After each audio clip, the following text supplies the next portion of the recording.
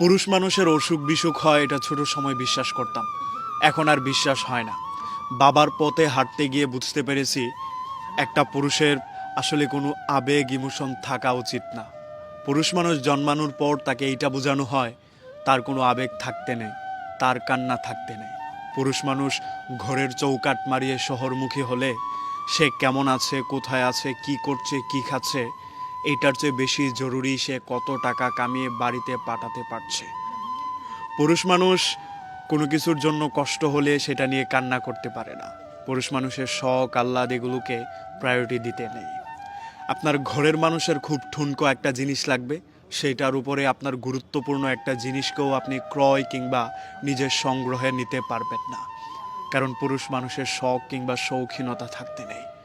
ওই যে জীবনের বোঝা বাইতে বাইতে একটা জিনিস খুব স্পষ্ট হয়ে গেল, ছোট সময়ের স্কুল ব্যাগটা অনেক হালকা ছিল। যদিও তখন মনে হতো কবে বাবার মতো বড় হব, কবে টাকা ইনকাম করব, কবে নিজের টাকায় নিজে চলাফেরা করব। ইনকাম করতে গিয়ে বুঝলাম বাবা একটা টাকা কামাতে কতটা ঘাম ঝরাতে হয়েছিল। সেই থেকে নিজের টাকায় একটা কানাকড়ি কিছু কিনতেও ইচ্ছা হয় না। যদিও একটা সময় বাবার টাকায় জাহাজ কিনে ফেলার ইচ্ছা হতো। এই যে স্বপ্ন কিংবা বেঁচে থাকার বাস্তবতায় আমরা পুরুষ মানুষ এটা খুব ভালো করেই বুঝতে পারি, নিজের ভালো থাকার আগে পরিবার কিংবা ফ্যামিলির মানুষের ভালো থাকার দায়িত্বটা নিতে হয়। নিজের ভালো থাকা হোক কিংবা না হোক, ফ্যামিলির মানুষকে ভালো রাখতে হয়। পুরুষ মানুষ কিংবা পুরুষত্ব আমাকে একটা জিনিস খুব ভালো করে বুঝিয়ে দিয়েছে, তুমি খাও বা না খাও, ঘরের মানুষের দায়িত্ব তোমাকে নিতে হবে। পুরুষ তুমি হাসো আর না হাসো, প্রিয় মানুষের জন্য তোমার রাত জেগে হলেও পরিশ্রম করে টাকা ইনকাম করতে হবে। তোমার অসুস্থতা, তোমার রোগ সব কিছুই তোমার কালো মানিব্যাগ।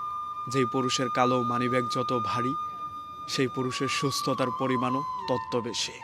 সেই পুরুষই সমাজে প্রতিষ্ঠিত কিংবা মেরুদণ্ড সোজা করে দাঁড়াতে পারে যার মানিব্যাগটা যত ভারী থাকে। সমাজে পুরুষের মানিব্যাগ ভারী না হলে কেউ গুরুত্ব দিয়ে কথাটাও বলতে চায় না। আপনি আমার কথা না মেনে সমাজের দিকেই তাকান, সেই ছেলেটাকেই প্রতিষ্ঠিত বলবে যেই ছেলেটার কাছে অর্থকড়ি বেশি, যেই ছেলেটার কাছে টাকা পয়সা কিংবা আয় রোজগারের রাস্তা বেশি, সেই ছেলেটার কাছে আত্মীয় স্বজনের ফোনও আসে বেশি। পুরুষ যদি প্রতিষ্ঠিত হতে পারে, সে পরিবারের ছোট হলেও বড়দের চেয়ে বেশি প্রায়োরিটি পায়। এই অপ্রিয় ধ্রুব সত্যগুলো আমরা মেনে নিতে গেলে কষ্ট হয়, কিন্তু সমাজে এগুলোর প্রচলনই বেশি। এই বেশি জিনিসটাকেই আমাদের মেনে নিতে হয়, কিচ্ছু করার নেই। আপনি পুরুষ হয়ে জন্মায়েছেন মানে আপনাকে ইনকাম করতেই হবে। সমাজে প্রতিষ্ঠিত হওয়ার আখ্যাটা আপনাকে পেতে গেলে কিংবা প্রতিষ্ঠিত অথবা সফলতার দখলদারিত্বটা নিজে নিতে গেলে টাকাটা আপনাকে ইনকাম করতেই হবে। এই টাকা ইনকাম ছাড়া আপনাকে কেউ গণনা করবে না কিংবা গণ্য করবে না সমাজের গণ্যমান্য মানুষেরা। আপনাকে এইটা মাথায় ঢুকিয়ে রাখতে হবে, প্রথমে আগে ইনকাম করো, তারপরে সমাজের পরিচিতির কথা ভাবো।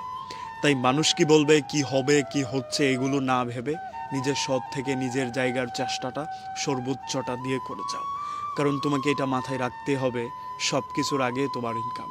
তুমি পুরুষ হয়ে যদি ইনকাম না করতে পারো, তোমার কালো মানিব্যাগটা ভারী না করতে পারো, তাহলে সমাজের মানুষ তোমার দিকে ভ্রুক্ষেপ করবে না।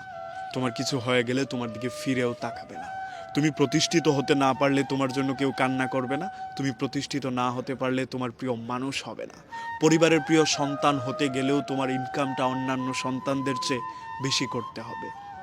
সফল হওয়ার জন্য তোমার মানিব্যাগের ভারীর পরিমাণটা সবার চেয়ে বেশি হতে হবে।